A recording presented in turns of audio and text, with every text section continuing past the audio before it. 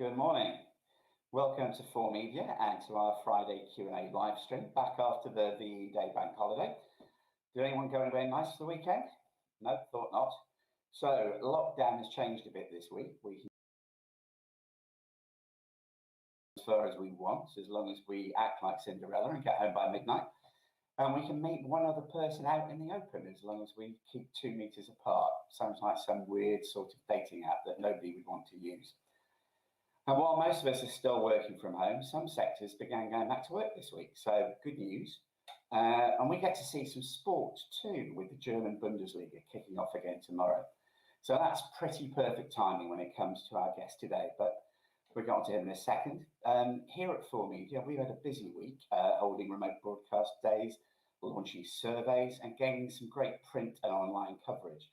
For us, it's pretty much business as usual, except we're all working from our living rooms, even to the extent of producing videos, podcasts and the like. So if you need our help or advice on anything at all, then please get in touch with one of the team. This has obviously been and still is a difficult time for the PR industry, and that's why we are holding one of these live streams every week, each time with a leading light of the UK media. So a big thank you to all those experts who have given us their time, but also to the hundreds of you who've supported us. For those of you who don't know me, I'm Iain. I'm the head of news at 4Media. I'm the former night editor of the Sun newspaper, with a lifetime in Fleet Street under my belt. Between me and my team, and Sam Digley and his broadcast team, we have pretty comprehensive insights into the media, and we're here to help if we can. Anyway, for today's Q&A, we're delighted to welcome Iain Axon, global sports TV producer for Reuters, which is part of the world's biggest news organisation and produces 300 items of video, which are watched by more than 1 billion people a day. Iain's main role is as news editor, coordinating global sports video coverage and running Reuters production teams in London, Washington and Mexico City. A lot of his time is taken up on day-to-day and long-term planning, essentially breaking news and big events, and liaising with rights holders and governing bodies. But he travels to big events as a field producer as well. He's been to 2 World Cups, 2 Summer Olympics, 2 Winter Olympics. No envy at all there, him. And he should have been in Tokyo and Baku this summer covering the 2020 Olympics and the Euros. Instead, he says he'll be homeschooling and trying to spot Wimbledon on Wimbledon Common. I guess most of you know the drill. Lots of people have already sent in questions that I'll put to Iain on your behalf. And there's a facility for you to send live questions as we go, which should appear down the side of your screen. I'll get through as many of those as I can in the 30 minutes that we have. Now, it gives me great pleasure to introduce Reuters global sports TV producer, Iain Axon. Good morning, Iain. Good morning, Alan. How are you doing? So, yeah, not too bad. All, not too bad. Trying to. First of all, just give us a quick rundown of how your day, what your job looks like day to day. I get a rough idea then, but you can explain it much better than me. So essentially, we have a huge global sports news agenda, which we try and follow on a day-to-day basis. We've got crews in major cities all over the world. And before lockdown, my day I would have started at about 7:30, 8 o'clock in the office, making sure that we were set up for the day, that the crews that we needed to be covering, football, motorsport, athletics, you name it, we cover it, that those crews were lined up for the day. They knew the news lines that they would be chasing. They had their accreditation sorted out, their timing sorted out for when things were beginning or ending, and then sending them out into the field and then watching their content come back into the office, where we would assign it to various producers, either in London, where the bulk of our team is based, or in Mexico City or Washington. Those guys over there have a more focus on US sports and sports taking place sort of either in that part of the world or in those time zones. So that's the sort of the news editing, the daily chasing that I do, and then we also plan for big events. Sent a team of 30 to Tokyo for the Olympics this summer, and about the same to the Euros as well. Two very big tournaments that we would throw all our resources at, and we tend to do that for the Winter Olympics as well, and other big football tournaments. So some longer term planning and liaising with various governing bodies and rights holders. Most of what we do, about 70%, is covering press conferences and spot news, but we also bring in lots of highlights of sporting events, which generally we pay a rights fee for, and then it would be embargoed to certain territories and for certain timing. So we spend a lot of time liaising with different people to try and bring those highlights in. So obviously, with next to no sport happening at the moment, how the heck are you finding content to broadcast? What are you turning to? Well, actually, it's been much busier than you might expect. I think with lots of speculation about when sport will return, there's been plenty for us to cover. It's been a bit of a challenge physically getting that content. Zoom's been a godsend for us. But I think the biggest story that we've covered in the last couple of months has been the postponement of the Olympics. Almost on a daily basis, we were either trying to set things up with the IOC to have interviews or content from Thomas Bach and other senior figures there, getting reactions out of Japan. We're fortunate to have a very good, young, keen VJ in Tokyo who's been covering lots of different aspects of it there, and then trying to speak to athletes as well about what they think, whether they'd be happy to go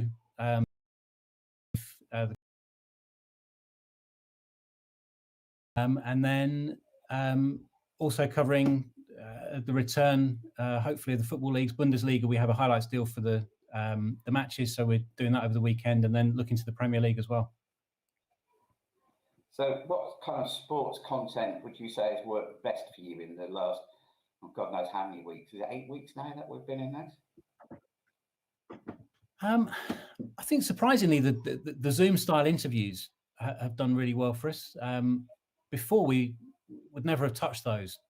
Obviously, the picture quality isn't great. We'd have had to send a crew out to people, so it would have been quite labour and resource intensive. But now suddenly you can speak to anyone anywhere in the world from the comfort of your front room. You can record it quite easily. It's fairly easy for us to edit. And when those talking heads are talking about strong news stories, then there's a lot of demand for that content. I did one just the other week with Boris Becker talking about whether the US and the French Opens should be cancelled for the season or postponed and put back to a later date, and whether the tennis calendar needed reorganising. And that got very heavily used by both digital and broadcast clients. And again, the quality of that wasn't fantastic, but the fact that we had a good figure talking about interesting topical points, meant that everyone wanted to use it. So presumably it means that you're more comfortable now with probably less than HD quality content than you might have been 2 or 3 months ago. Yeah, it's been a funny sort of trend in the industry, really, that you've got this amazing technology, 70-inch TV screens, 8K, whatever it might be, but there's a sense that yes, some content does have to be of that quality. And I think especially live events, so very much pertaining to highlights.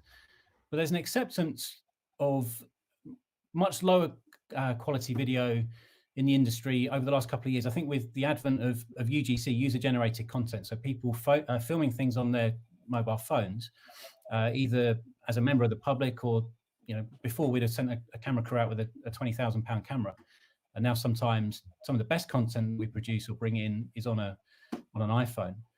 So that's seen a bit of a trend. And then, with the advent of lockdown, suddenly these Zoom interviews where there's a bit of picture breakup, a bit blurry, low quality. I think you've just seen my picture breakup there, but people are quite happy with that content. Yeah, we're just suffering from a bit of picture breakup there, so apologies, but we seem to have Iain still fully with us. So which sports do you think have shown a better grasp of their audience and what their audience wants during these weird times? I think some of the best interest and use of content we've seen has been in esport, but not necessarily kind of the pure esports. So it's the crossover. So, for example, Formula One have developed a series where some of their drivers and some of their they've got special guests in, other sporting celebrities, to race against each other virtually. That's gone down really well. The IOC, sorry, not the IOC, the IAAF, World Athletics, have done a fantastic event called the Ultimate Garden Challenge, which they had one a couple of weeks ago. It was 3 pole vaulters, including Mondo Duplantis, who's the sort of world #1 and quite a big figure. And they literally pole vaulted in their back gardens. It was a live stream on mobile phones, and it was a great concept. I think it was who could jump the most 5-meter plus jumps in half an hour. So they just did that on a loop, and that got really well used. And then they had a virtual mix zone afterwards. So they had they set up a Zoom press conference. The competitors came in on that Zoom conference, and we cut some of that as well. Got really well used and got the IAAF some good publicity. I think people admired that innovation. And then I suppose a couple of examples of where it's not gone so well. We're still struggling, certainly to persuade the Premier League that video reporting has a sort of a role in Project Restart. They've been very good servicing the text journalists, but not so good on providing us with video. In contrast, La Liga in Spain have been really good. They provided us with training ground footage video every day from all of the major clubs in Spain. And that has been very well used. So you talked about esports there. Do you see that concept being a stopgap, or do you see maybe in the future that you'll tend to cover more esports? I think there's been a trend towards it. Interestingly, IMG, one of the big the rights holder, but they do other things in sport as well. I've actually got an esports academy. They have a tennis academy, an athletics academy, very traditional places where young aspiring athletes go to. They have nutrition programs and physical training courses they go on, but they're doing that now for esport. So I think that's an indication that they, see that the future is esports, and these athletes are, being trained in making sure their fitness levels are good and their reactions are good, etc., etc. And over the last 2 years, we've probably seen more and more clients wanting and asking for esport coverage. It's fairly easy to do because they're supplying us with the content. For me, I still don't think that anything beats sitting in a stadium watching, 2 football teams or rugby teams or whatever it might be going at it. But I think, with the younger generation, that 18 to 25 market, there is a big demand for it, and it will become the future because they're used to seeing it and they're used to playing it as well in their front rooms. Obviously, we're all here watching help spark your interest, really. I think 2 key sort of prongs to have big name topical clients who want to talk to us. So, Boris Becker example was a great one. If we can get a talking head who everyone knows, then it's going to get used. And I think the other thing to do is to be, innovative and think a little bit outside the box. We did a good project with Skateboard England a couple of weeks ago, who had they called it the Carpet Kings, or the King of the Carpet, I think, King and Queen of the Carpet. And that they asked skateboarders to do a trick in their own home because of lockdown. They couldn't be outside.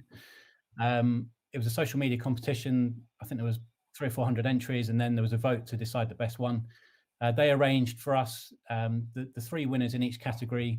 They cleared all the content, they cleared the copyright, and then we were allowed to use that video. And we did a Zoom interview with the winners, and then included their tricks in the piece we did as well. So a bit like the IAAF Ultimate Garden Challenge, it was a little bit outside the box, something new. We were interested, and our clients were interested in it as well when we put the material out. So I think innovate and big names. That's the two things I would say. So what, just going back to sport in general, what changes have you seen in the way that your viewers consume sports content? Since lockdown, or just generally? I think since lockdown, really, because you wonder whether that might well continue as we move away from lockdown. That's a good question. I think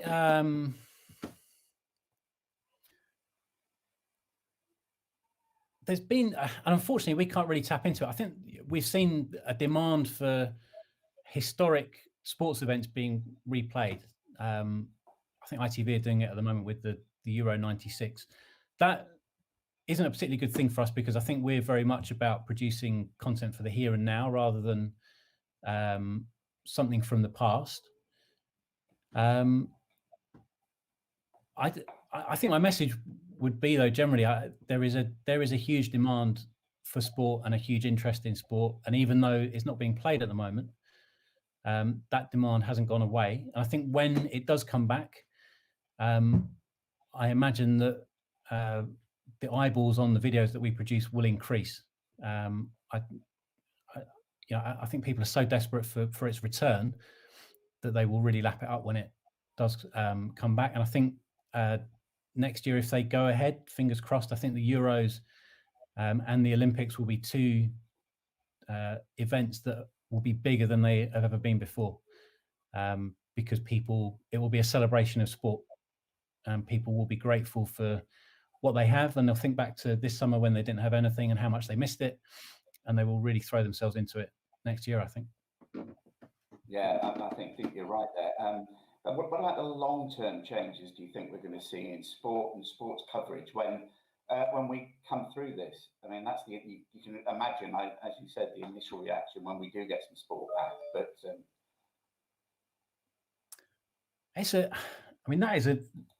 that's a really good question, because I think the landscape will change massively for any number of sports, not least because of the financial difficulties that they're in.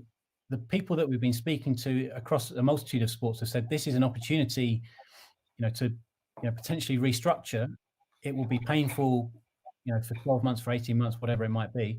But tennis, for example, the calendar might change. Some of the tournaments won't survive. It may become more streamlined.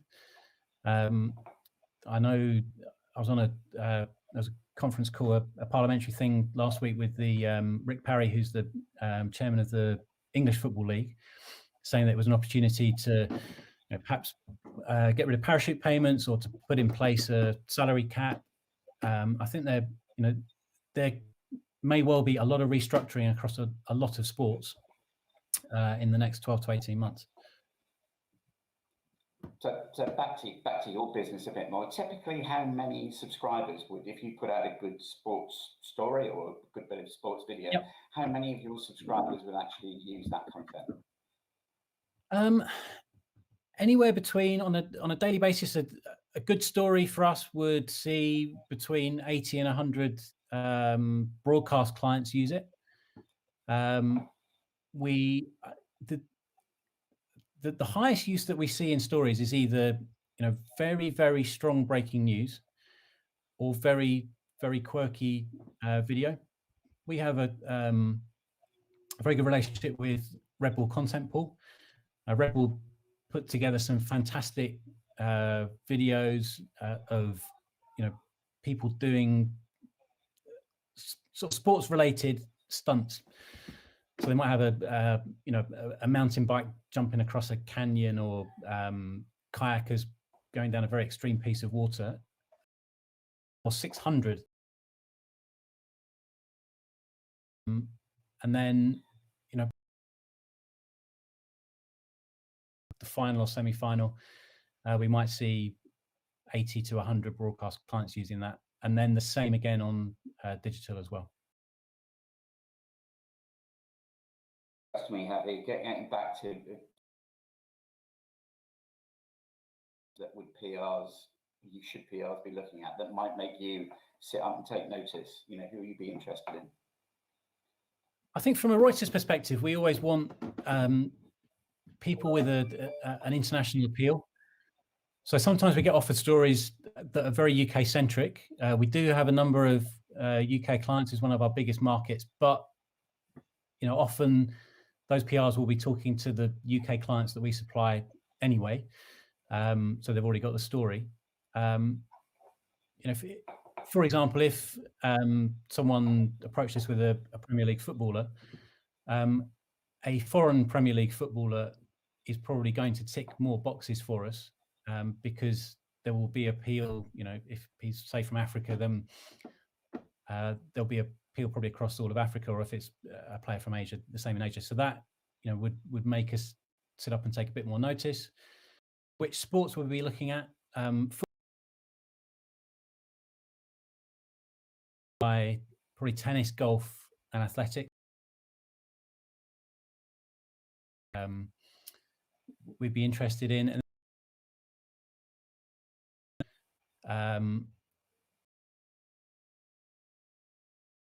As people retire,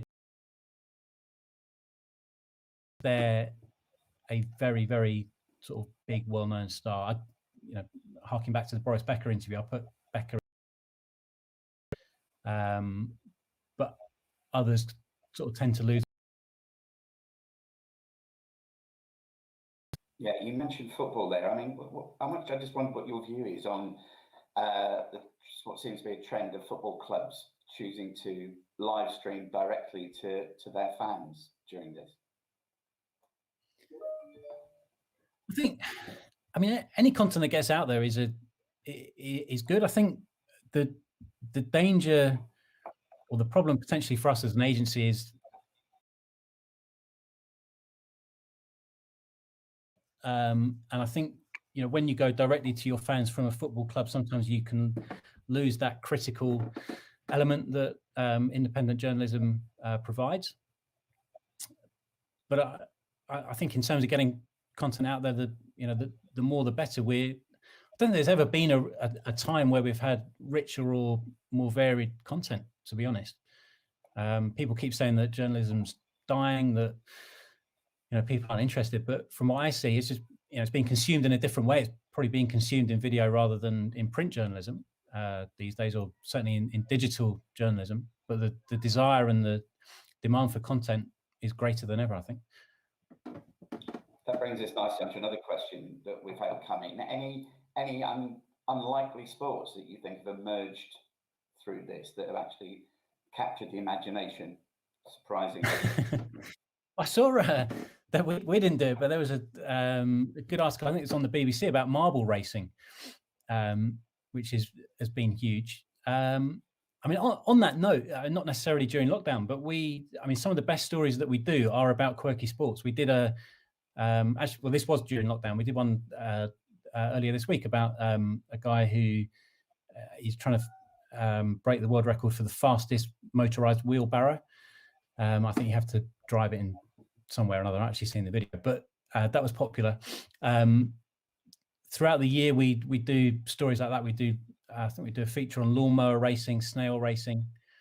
You know, anything like that that's a bit different, people love it. So if anyone out there's got content like that, let me know.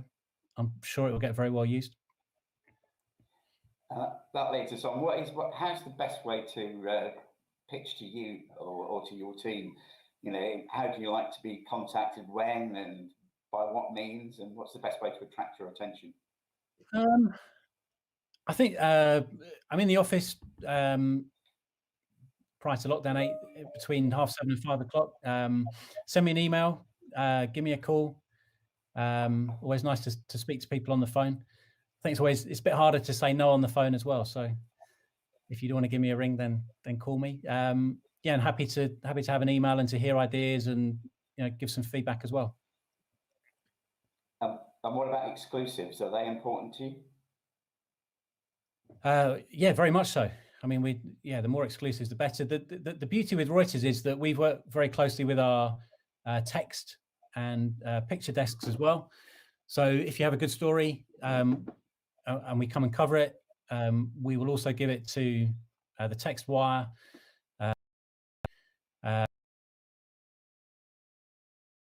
Not just sport, but across the business, they're hitting a billion eyeballs a day. Particular medias. I was going to say the other thing about Reuters as well, that people heard of us or don't necessarily know what we do or the scope that we have. Sometimes we're bypassed in favour of UK publications. We supply most of those UK publications and broadcasters with content.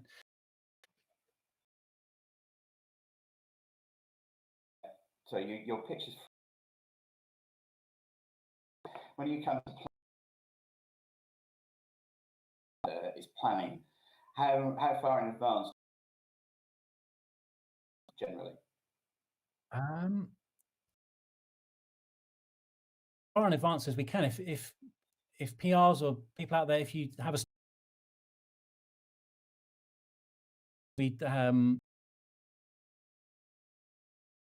facing diaries as well, so we can let clients know about it as soon as we do.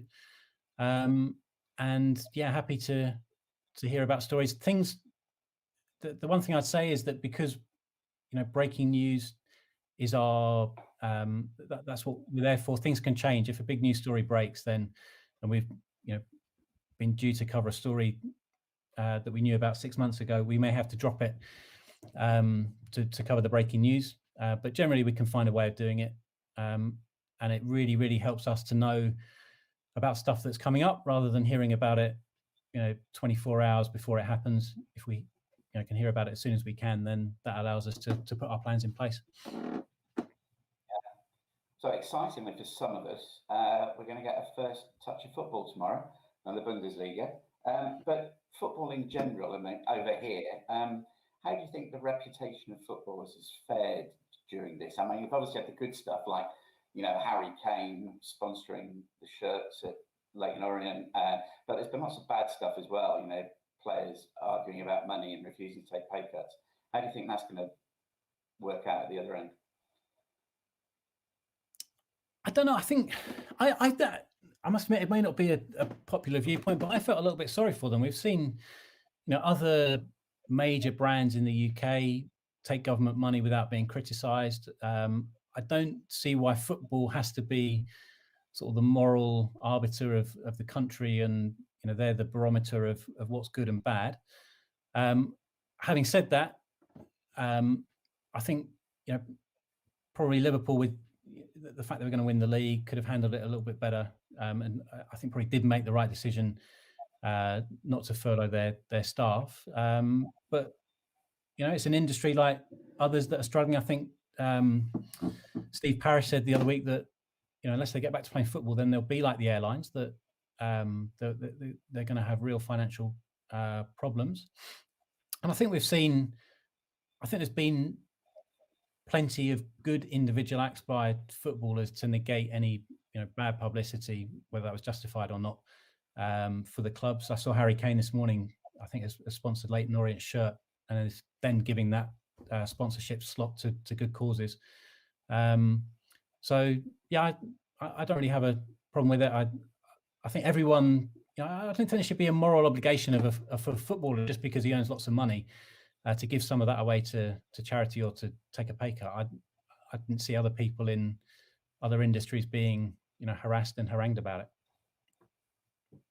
Yeah, and I think the other thing there is the final question really, I think today is, obviously lots of sports, football in particular, is very much dependent on sponsorship. Do you think that's going to change? They're going to be harder to come by, perhaps, when we come out the other side of all this? Yeah, I think so. I think that the economy's taken a hit, hasn't it? And it will hit across the board. I guess the Premier League teams will be okay. Sorry, I've a little invader there. The daughter's just arrived. Yes, my 4-year-old has burst into the room, much to my embarrassment. Yeah, I think I guess the Premier Leagues will probably Premier League clubs will be okay. They've got that global scope. They've got the global appeal. They will be able to find sponsors. I fear more for the lower league clubs where it's a day-to-day existence. I harking back to the question earlier about whether sport will have to restructure. I'd be very surprised if we see the lower divisions of football in England and probably globally looking how they were pre-coronavirus to how they will afterwards. I think it's going to be a very rocky road for them. Be interesting to see what happens. Absolutely. Iain, it's been fantastic talking to you. There's some brilliant insights in there. So thank you so much for sharing that with us today and giving us your time. I'm sure you're going to get lots of emails now from people who've been watching this. So you imagine your inbox will fill up this afternoon. So yeah, thank you very much indeed. So that's it for our live stream today. As I said, a great insight. I found it fascinating. I'm sure you all have too. Thank you for tuning in. We really hope you found it useful, and remember, feel free to catch up with any of the team at 4Media if there's anything we can help with. So I'm off to stick some bottles of Beck's in the fridge, slip into my lederhosen, and get ready to binge watch German football on telly tomorrow. We'll be back next Friday, same time, with another top-notch guest. In the meantime, as ever, look after yourselves and stay well. Bye-bye.